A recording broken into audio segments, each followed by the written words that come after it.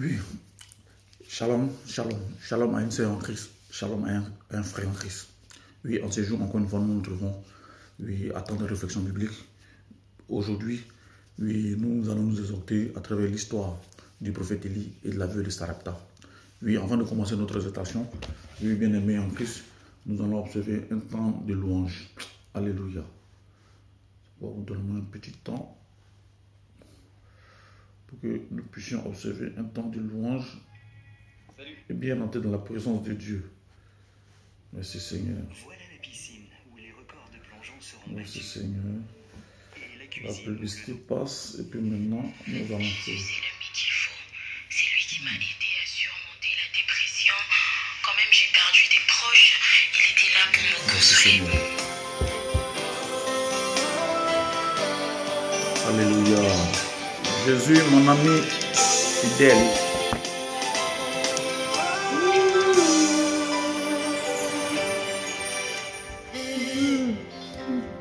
Mon meilleur ami, mon ami de tout le temps, toujours prêt à me consoler. Yahweh, mon meilleur ami, mon ingananga ya motema, à côté sangana famia bozabe, na betelo lisolo ya camarade nangai, azalaka lisusu camarade te, akoma na ye famille nangai, il est mon meilleur ami, son nom c'est Jésus, son nom c'est Jésus, mon meilleur ami. Mon meilleur ami, Jésus mon meilleur ami, quand la dépression a frappé à ma porte, Yahweh, impossible d'en parler, personne ne pouvait me comprendre, ceux qui ont témoigné. Bien-aimés, comme je disais à l'introduction, aujourd'hui nous allons voir l'histoire du prophète Élie et de la veuve de Sarepta. Comme c'est indiqué dans cette chanson, la dépression m'a frappé. Oui, la dépression était au bord de la vie de la veuve de Sarepta. Mais ayant vu cette dépression venir, Dieu m'a mandaté son prophète pour aller au secours d'une veuve. Oui. J'aimerais dire à quelqu'un, toi qui es au bord de la dépression, oui, Jésus qui l'a mis fidèle, ne t'abandonne pas. Alléluia. Alléluia. Toi qui es noyé par les soucis, sache que Jésus l'a mis fidèle, ne t'abandonne pas. Toi qui es noyé par les pensées, toi qui passes des nuits blanches, sache que Jésus est ton ami fidèle. Alléluia. Merci Seigneur. Alléluia. Merci Seigneur. C'est beau cantique. Je précise que je n'ai aucun droit d'auteur, oui. C'est cette chanson qui passe dans le nom de Jésus-Christ. Alléluia. Les hommes peuvent t'abandonner, mais Jésus-Christ ne pourra jamais t'abandonner. Si et seulement si tu ouvres ton cœur à notre Seigneur et Sauveur Jésus-Christ. Si et seulement si nous nous disposons à lui. Si et seulement si nous sommes de véritables disciples, oui. Quelle que soit la situation que nous traversons, Jésus-Christ viendra toujours à notre secours. Dans le nom de Jésus-Christ. Alléluia. Merci Seigneur. Alléluia. Jésus-Christ est le meilleur ami. Jésus-Christ est le meilleur compagnon. L'homme peut t'abandonner, mais Jésus, le meilleur ami, ne pourra jamais t'abandonner. Les gens peuvent te rejeter. Comme les pharisiens ont failli rejeter cette femme, pris en flagrant délit d'adultère. Mais Jésus l'a rejeté. Mais Jésus ne l'a fait que la consoler. Jésus l'a accepté. Les gens l'ont excommunié. Les gens l'ont rejeté. Mais Jésus l'a intégré de nouveau dans la société. Alléluia. Merci Seigneur. Oui. Selon ce Jésus-là que nous sommes réunis ce soir, cet après-midi, pour partager la sainte parole de Dieu, la bonne semence. Oui, cette bonne semence qui est source de vie. Oui, source d'espoir, source de consolation. Alléluia. Que Dieu te bénisse quand tu as écouté ce message. Que Dieu te fortifie quand tu as écouté cette exhortation. Dans le nom de Jésus-Christ de Nazareth. Femme, fais de Jésus-Christ ton premier mari. Homme, fais de Jésus-Christ ton meilleur compagnon. Dans le nom de Jésus-Christ de Nazareth. Alléluia. Merci Seigneur. Oh, merci Seigneur pour ce beau cantique. Alléluia. Alléluia. Merci Seigneur. Comme il le disait d'entrée de jeu, il dit aujourd'hui nous allons nous exhorter à travers l'histoire du prophète Élie et de la veuve de Sarepta. Alléluia. Oui, à travers cette histoire, oui, nous allons, oui, sortir un élément fondamental, oui, qui est la notion de soutien, la notion d'aide. Est-ce que le véritable soutien vient de l'homme? Alléluia. C'est ce que nous allons essayer de brosser. C'est pourquoi mon thème d'aujourd'hui, c'est les gens ne sont pas obligés de t'aider. Femme chrétienne, les gens ne sont pas obligés de t'aider. Homme chrétien, les gens ne sont pas obligés de t'aider. Alléluia. Pour mieux comprendre cette thématique, pour mieux comprendre ce thème-là, nous allons aller dans le livre de 1 Roi, chapitre 17, du verset 7 au verset 13. Alléluia. Merci Seigneur, ce jour encore une fois, de donner cette opportunité, oui, de partager cette parole avec les frères et les sœurs en Christ qui vont écouter ce message. Alléluia. Donc je vais dans le livre de 1 Roi. Amen. Je dépose la sainte parole de Dieu. Alléluia. Je le répète, 1 Roi, chapitre 17, du verset 7 au verset 13. Alléluia. J'ai lu la parole de Dieu. À partir du verset 7. Mais au bout d'un certain temps, le torrent fut à sec, car il n'était point tombé de pluie dans le pays. Alors la parole de l'Éternel lui fut adressée en ces termes. C'est-à-dire que la parole de l'Éternel fut adressée au prophète Élie. Alléluia. Lève-toi, va à Sarepta, qui appartient à Sidon, et demeure là. Voici, j'y ai ordonné à une veuve de te nourrir. Il se leva et il alla à Sarepta. Comme il arrivait à l'entrée de la ville, voici, il y avait là une femme veuve qui ramassait du bois. Il l'appela et dit, va me chercher, je te prie, un peu d'eau dans un vase afin que je boive. Et elle alla en chercher. Il appela de nouveau et dit, apporte-moi, je te prie, un morceau de pain dans ta main. Et elle répondit, l'Éternel ton Dieu est vivant, je n'ai rien de cuit.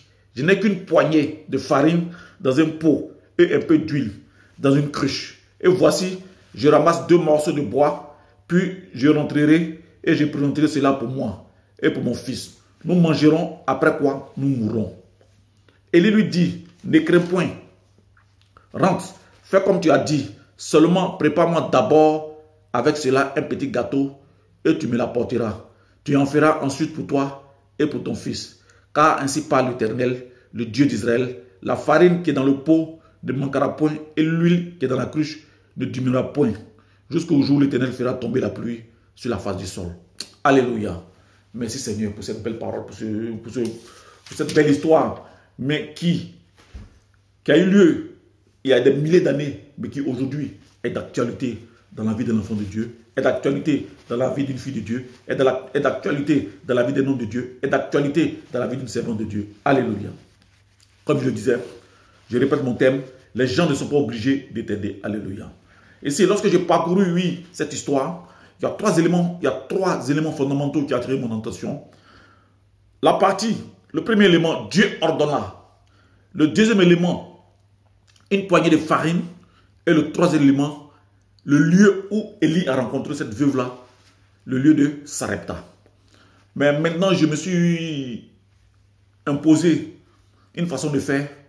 Je ne souhaiterais plus que les vidéos soient trop longues. Au plus max, 45 minutes. C'est pourquoi en ce jour, je ne pourrais pas décortiquer les 3 aspects, les 3 éléments qui sont Dieu ordonna, une poignée de farine et le lieu de la rencontre entre Élie et la veuve de Sarepta. Mais aujourd'hui, je vais faire le fort, oui, de débaucher, oui, le premier élément, d'où l'acte 1 de ce thème-là, le premier élément qui est Dieu donna. Je reprends cette partie. Je crois. Au verset 9, Dieu dit à Élie, lève-toi, va à Sarepta qui appartient à Sidon et demeure là. Voici, j'y ai ordonné à une femme veuve de te nourrir. Alléluia. Merci Seigneur pour cette belle histoire qui est d'actualité dans nos vies. Alléluia. Dieu dit à Élie, lève-toi, va à Sarepta. J'ai ordonné à la veuve de te nourrir. Cela sous-entend que si Dieu n'a pas ordonné à la veuve, cela voudrait dire que si Élie arrivait à Sarepta, oui, il serait confronté à un refus de la veuve. Alléluia. Ici, quand Dieu dit il a ordonné à la veuve, ce n'est pas un commandement, ce n'est pas un ordre militaire, ce n'est pas un commandement militarisé. Dieu n'a pas pris un fusil pour mettre sur la tente de la veuve pour dire, si tu ne nourris pas mon serviteur, oui, je te pète la cervelle. Alléluia. Non. Ici, Dieu qui dit, j'y ai ordonné, est en train de dire au prophète, est en train de dire à l'homme de Dieu, j'ai touché le cœur de la veuve. Avant même que tu te présentes devant la veuve, avant même que tu te présentes, oui, devant cette femme, oui, qui vit une situation difficile, elle aussi à son niveau, j'ai déjà touché son cœur. J'ai incliné son cœur en ta faveur, afin que véritablement, toi mon serviteur, tu puisses satisfaire tes besoins d'ordre matériel. Alléluia. Que le nom de Dieu soit béni. Amen. Vous savez, aujourd'hui, dans cette vie de tous les jours, cette vie qui est marquée par l'hypocrisie, cette vie qui est marquée par l'égoïsme, cette vie, qui est marquée par le nombrilisme, qui est marquée par le centrisme, parce que l'homme que Dieu a créé va être au centre de tout. L'homme que Dieu a créé, oui, l'homme cultive le matu vu. L'homme cultive moi d'abord, avant l'autre. Alléluia.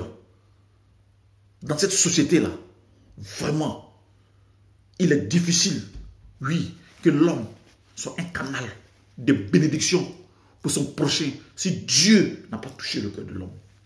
Il est difficile qu'une femme soit un canal de bénédiction pour une autre femme ou bien pour une autre personne sans que Dieu n'incline le cœur de cette femme. Alléluia.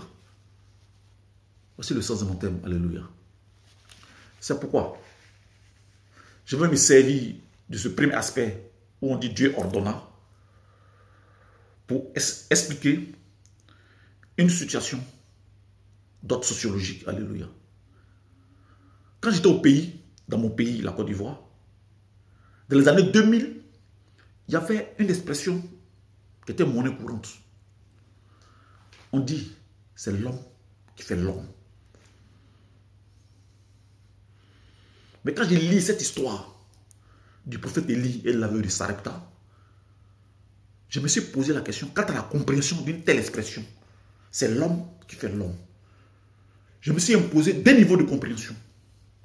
La première compréhension au premier degré et la deuxième compréhension au second degré. Quand je parle du premier degré, c'est prendre l'expression au pied de la lettre, terre à terre. Second degré, c'est prendre l'expression dans un côté purement spirituel. Alléluia. Mais quand je prends l'expression au premier degré, je suis tenté de dire que l'homme est un canal de bénédiction pour son prochain. Mais lorsque je prends l'expression au second degré, dans un sens, c'est-à-dire qu'en allant en eau profonde, je me dis que l'homme qui est censé être le canal de bénédiction pour son prochain ne peut pas permettre que deux personnes ont fait palabre. On dit l'autre n'a pas parti quelque part. On exile l'autre. On dit là où il part, là où il est allé, là, il ne va plus jamais revenir. Donc toi, tu ne peux pas me dire que non. C'est l'homme qui fait l'homme. Ce n'est pas l'homme qui fait l'homme. Voyez, lorsqu'on voit nous pouvons dans cette expression, en fait, il faut prendre ça avec des pincettes. Ce n'est pas l'homme qui fait l'homme. C'est-à-dire que sur le champ, illico, sans l'apport du Saint-Esprit, sans l'intervention du Saint-Esprit, je ne peux pas me permettre de dire que c'est l'homme qui fait l'homme. Ce n'est pas possible. Si tu me dis, c'est l'homme qui fait l'homme, au temps des actes des apôtres, où ils avaient la crainte de Dieu, lorsque quelqu'un a la crainte de Dieu, alléluia, le Saint-Esprit agit au travers de cette personne.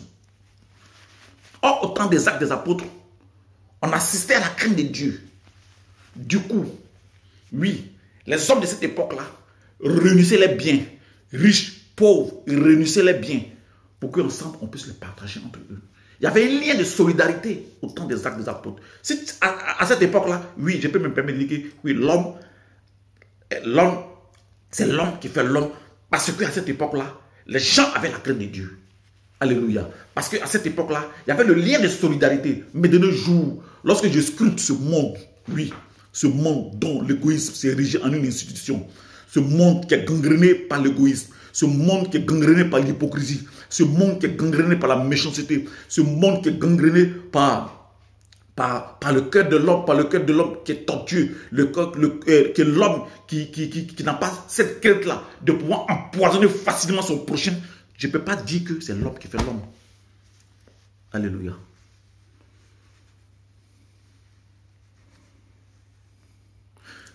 Tu me dis, c'est l'homme qui fait l'homme.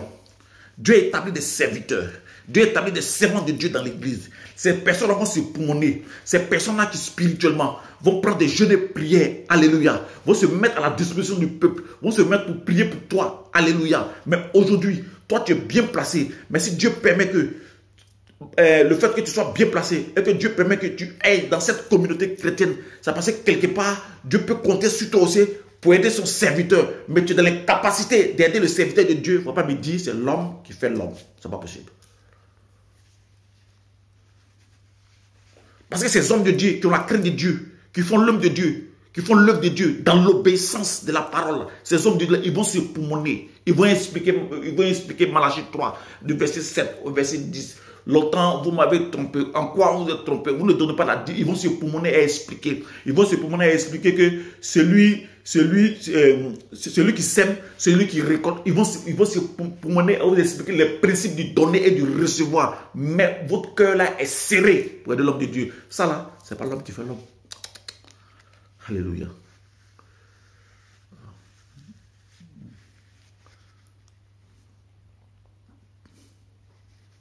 Dans la même communauté. Il y a des gens qui sont bien placés dans la même communauté. Le fait d'aider les frères, les sœurs en Christ de la même communauté, ils ont les moyens, ils peuvent le faire, mais ils refusent de le faire. Il ne faut pas me dire c'est l'homme qui fait l'homme. Ce n'est pas possible. L'homme, ce n'est pas l'homme qui fait l'homme. Cette façon de voir les choses, ce n'est pas achevé. Ce n'est pas complet. Oui. Je pense avec des pincettes. Alléluia. Amen. C'est pourquoi j'aimerais attirer l'attention d'un frère, d'une sœur, pour lui dire que Dieu, il bénit.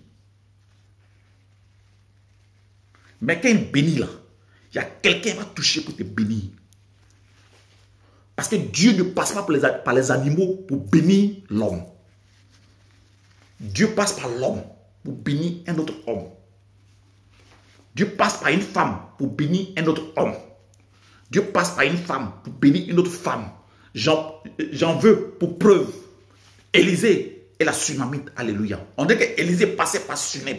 Alléluia. Et lorsque la dame, qui était une forme de distinction, qui avait les moyens financiers, alléluia, la dame dit, je sais que cet homme qui passe à chaque fois ici à Sunem, là, c'est un saint homme de Dieu. Quand elle dit que je sais, en fait ici, elle a développé, oui, un caractère, vous voyez, un don de l'esprit, le don du discernement. Elle a discerné que ce monsieur-là, c'est un bon prophète. C'est quelqu'un qui a la crainte de Dieu. C'est quelqu'un qui a tout abandonné pour servir Dieu. C'est quelqu'un qui marche dans la volonté de Dieu. Donc du coup, on n'a pas forcé la Sunamite. La Sunamite s'est mise à la disposition pour aider l'homme de Dieu. Elle a pris en charge le ministère de l'homme de Dieu. Elle a aidé l'homme de Dieu dans son ministère. Alléluia. C'est ça, on dit, c'est l'homme qui fait l'homme. Parce que déjà, elle a reçu la conviction. Le Saint-Esprit a mis la conviction en elle. Le Saint-Esprit a incliné son cœur en faveur du prophète Élisée pour aider le prophète Élisée dans son ministère.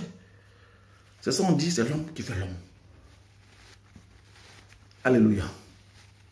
Dieu a incliné le cœur, oui, de la Sunamite en faveur du prophète Élisée. Car laisse-moi te dire, Élisée n'était pas un vagabond. Élisée travaillait la terre. Élisée travaillait la terre. Nous savons que tout sort de la terre. Élisée, ça travaillait la terre. La recette d'Élisée se résumait à la terre. Il était agriculteur. Mais à cause de l'appel, à cause de l'onction, il a obéi à l'appel. Il a reçu l'onction de pouvoir exercer ce ministère prophétique. Alléluia. Du coup, comme Élisée a décidé de répondre à l'appel, Dieu va toucher une femme à Sunem. Le cœur d'une femme à Sunem va incliner le cœur de cette femme-là à la faveur de son serviteur. Alléluia. Du coup, pour qu'on puisse dire que l'homme, c'est l'homme qui fait l'homme, c'est l'homme qui a été canal de bénédiction pour un autre homme, faille que Dieu incline ton cœur, faille que Dieu te touche. Alléluia.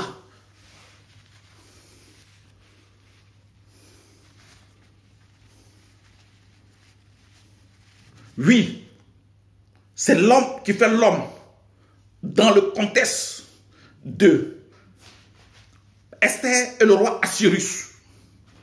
La Bible dit, il y a un personnage du groupe, il y a une personne de mauvaise foi, il y a un gangster, il y a un tortionnaire, il y a un empoisonneur, il y a un homme, un bandit de grand chemin du nom de Haman qui avait un projet funeste d'exterminer tout le peuple juif.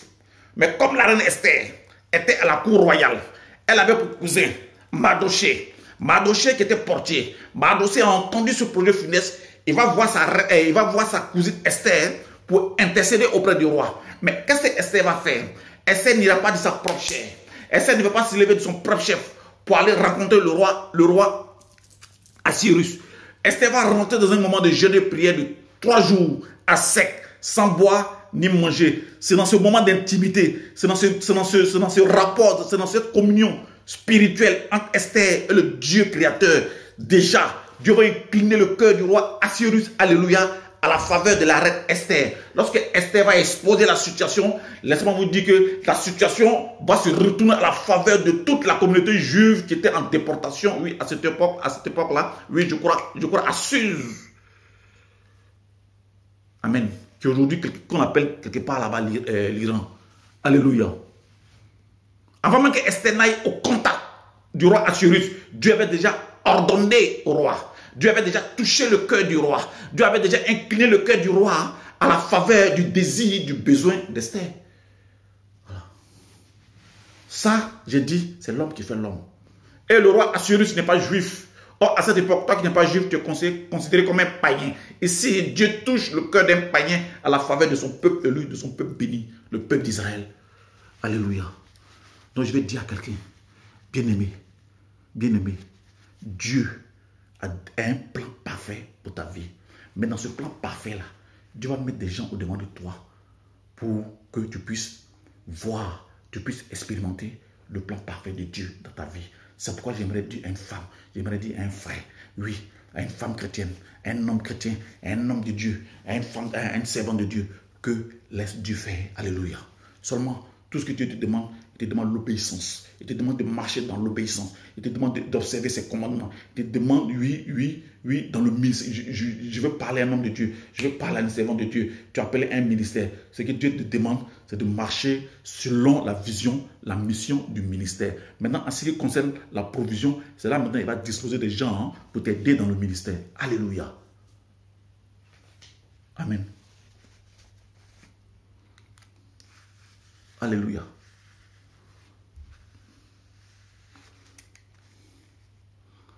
Donc, tant que Dieu n'avait pas touché le cœur de cette dame, n'avait pas incliné le cœur de cette dame en faveur du besoin d'Élie, alléluia, la femme n'allait pas se mettre à la disposition du prophète Élie. Alléluia. Amen. Maintenant, je vais finir cette première partie parce que, comme je dis, je ne vais pas être trop long maintenant dans mes exhortations. C'est-à-dire que, court, précis, on comprend bien et puis on peut appliquer. Alléluia. Je vais revenir sur la notion de veuve.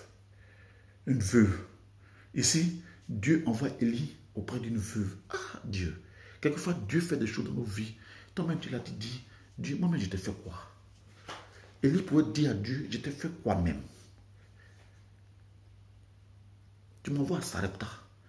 Tu es sûr qu'à Sarepta, là, il n'y a pas de femmes de distinction comme la Sunamite. Et tu m'envoies auprès d'une veuve.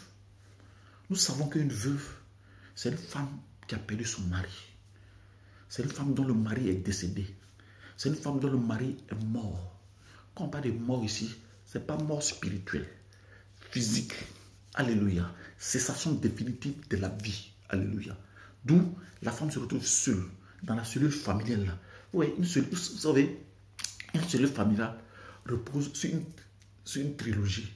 Père, mère, fils. Il y a un qui est parti. Ça crée une dislocation. Parce que père, mère, fils, c'est comme dans nos villages, les 3 cailloux sur lesquels pardon, on te pose une marmite pour allumer le feu. Mais lorsqu'il n'y a pas un caillou, lorsqu'il n'y a pas une pierre, la marmite ne peut pas être équilibrée. Alléluia. La marmite ne peut pas s'opposer. Donc ce sont ces 3 cailloux-là qui permettent à la marmite d'être équilibrée. Alléluia. Donc dans une cellule familiale, pour que la cellule familiale soit équilibrée, il faut qu'il y ait un père, une mère, un fils. Mais on dit le père est parti. Donc ça crée la dislocation au sein de la famille. Donc cette femme-là, elle est perdue. Donc cette femme-là, elle n'a plus de soutien. Donc cette femme-là, en fait, elle n'a pas quelqu'un pour lui venir en aide. Et c'est là-bas Dieu dit, Élie n'a qu'à partir. Ah, Dieu. Quelquefois ton affaire est compliquée, hein? Alléluia.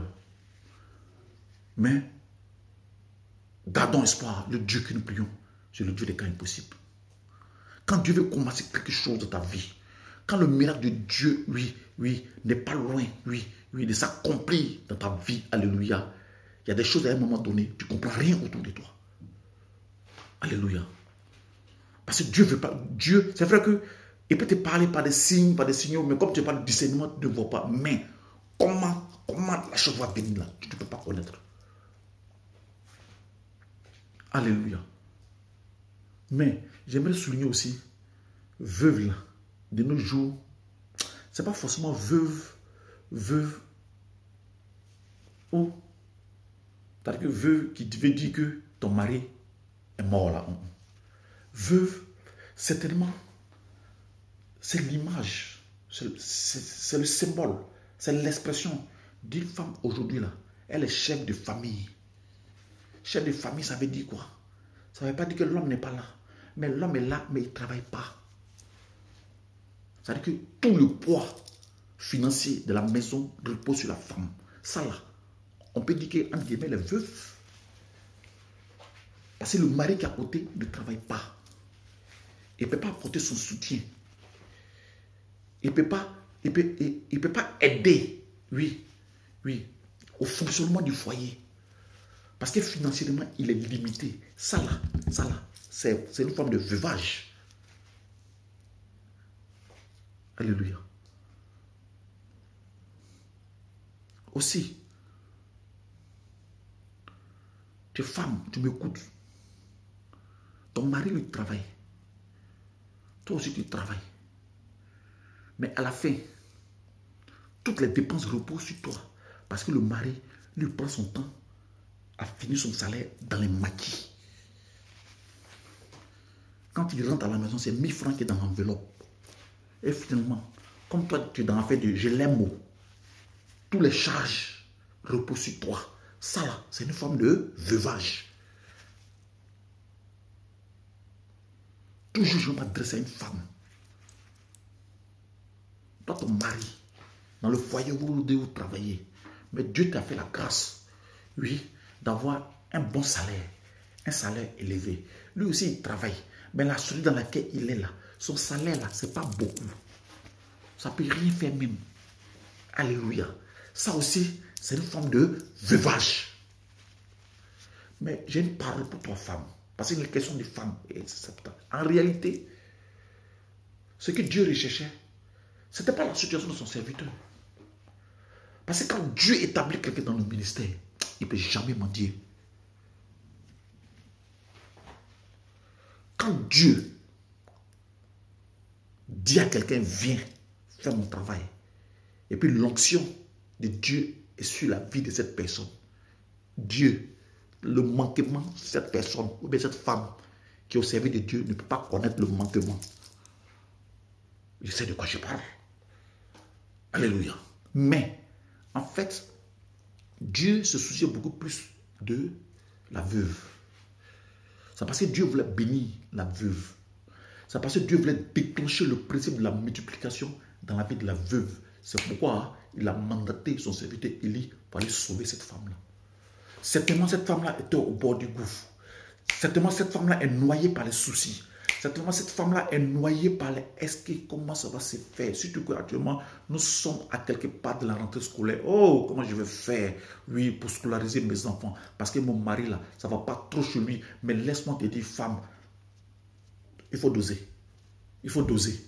Il faut doser. Car Dieu a l'œuvre. Alléluia. En fait, Dieu a envoyé Élie, c'était pour bénir la femme. Alléluia. C'était pour bénir la femme. Alléluia. C'était pour sortir la femme de cette situation-là. Alléluia. Amen. Mais Dieu savait qu'il y avait une poignée de farine. Ça sera le sujet de ma prochaine exhortation. Une poignée de farine. Mais je vais brosser un peu. En même temps, je fais la transition pour la prochaine vidéo. Une poignée de... Dieu savait que la femme avait une poignée de farine. Vous savez, ce n'est pas nos biens qui intéressent Dieu. Que ce soit grand, que ce soit petit. Alléluia. Maintenant, ce qui intéresse Dieu, lorsqu'il est assis là-haut, il nous regarde, nous les humains, il souhaiterait créer le lien social entre nous. Il souhaiterait créer le lien de solidarité entre nous. Il souhaiterait qu'il y ait un lien de solidarité entre celui qui, pour le moment, est bien placé et celui qui, pour le moment, n'est pas encore bien placé. Mais il ne souhaiterait pas qu'il y ait cette différence entre nous. Alléluia.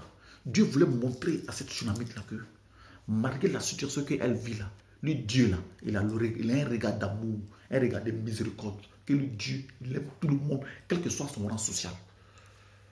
Alléluia. Donc j'aimerais dire à une femme qui certainement, si Dieu te fait la grâce d'écouter ce message, Dieu te parle directement. Cette rentrée scolaire-là, Dieu va te démontrer que lui, Dieu, il a beaucoup de facettes. Ici, là, ce n'est pas fait de Jéhovah Sabaoth, Dieu fort. Ce n'est pas fait de Jéhovah Gavo, Dieu de gloire. Ce n'est pas fait de Jéhovah Makashadem, Dieu de sanctification. Mais là où on est là, c'est une affaire de Jéhovah Jireh. Il est le Dieu qui pourvoit aux besoins. Il est le Dieu qui pourvoit aux besoins. Je répète encore, il est le Dieu qui pourvoit aux besoins. Alléluia. L'or et l'argent lui appartiennent. Amen. Pour conclure, je vais m'adresser à toutes les familles chrétiennes. Oui. Dieu, nous sommes à quelque part de la rentrée scolaire. Il y a une seule chose que Dieu te demande, famille chrétienne. Tu sais que humainement, tu n'auras pas assez de moyens pour scolariser les enfants. C'est-à-dire que humainement, tu ne peux pas. Mais Dieu dit, regarde lui Dieu, mais ne compte pas sur les hommes. Alléluia. Ne dis pas que, comme j'ai mon tonton, qui est quelque part là-bas, comme j'ai ma tata, qui est quelque part là-bas, certainement avec elle là, lorsque je vais partir les voir, ils vont me donner un peu, je vais ajouter aussi pour moi, pour aller scolariser mes enfants. Quand on est chrétien, né de nouveau, on ne réfléchit plus comme ça. Je vais te dire, avant de finir, que les hommes ne sont pas obligés de t'aider. Mais, je ne suis pas en train de dire qu'il ne faudrait pas que les hommes t'aident. La preuve en est que quand Dieu veut aider quelqu'un, il passe par des hommes. Mais laisse Dieu toucher le cœur des gens, incliner le cœur des gens en ta faveur pour t'aider dans cette situation. Cette rentrée scolaire-là, tu vas la faire. Cette rentrée scolaire-là, tu verras le miracle de Dieu dans ta vie. Dieu va t'ouvrir les portes des finances pour que tu puisses te couper de la scolarité des enfants dans le nom de Jésus. Que Dieu nous bénisse. Merci Seigneur. Merci pour ce message. Merci Dieu de gloire. Alléluia. C'est pourquoi nous allons dire merci à notre Dieu. Oui, pour ce message. Et nous allons nous quitter. Alléluia. Je bénis le Seigneur pour ce message. Car c'est un message qui nous libère nous tous. Au nom de Jésus. Merci Seigneur. Merci Dieu de gloire. Merci Dieu de puissance. Merci, merci, merci, merci Seigneur pour ce message. Alléluia. Donc on finit avec ce cantique pour dire merci Seigneur. Excusez-moi pour la publicité qui va passer rapidement. On dit merci Seigneur à travers ce cantique dont le titre est Lago Ayo. Je veux dire merci Dieu. Toda Adonai. Nyamyembo.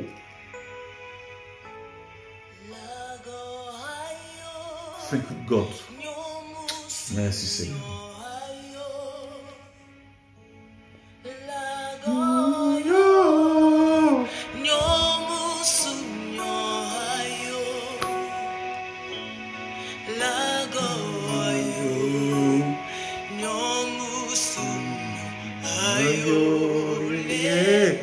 Je précise que je n'ai aucun droit d'auteur sur cette chanson encore. Alléluia.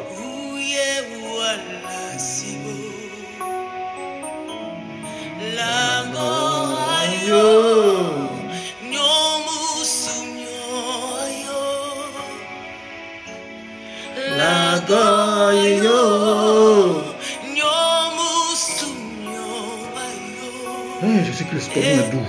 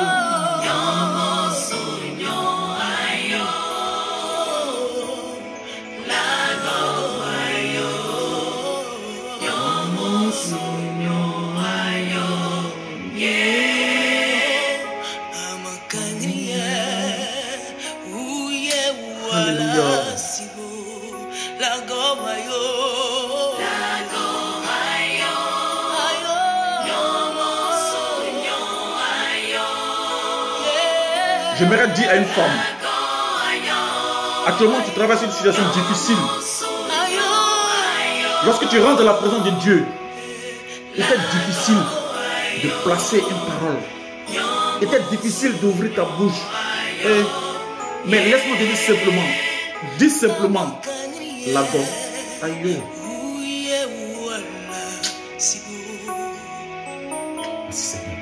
Merci Seigneur.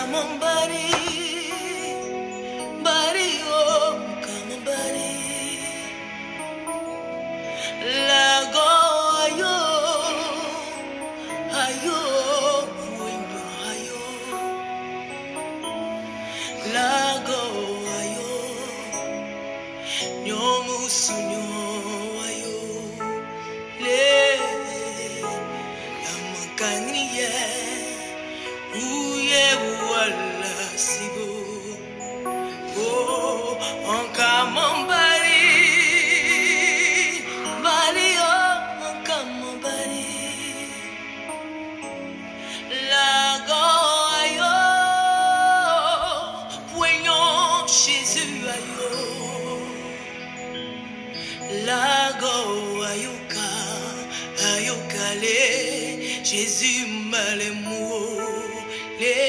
Merci Seigneur.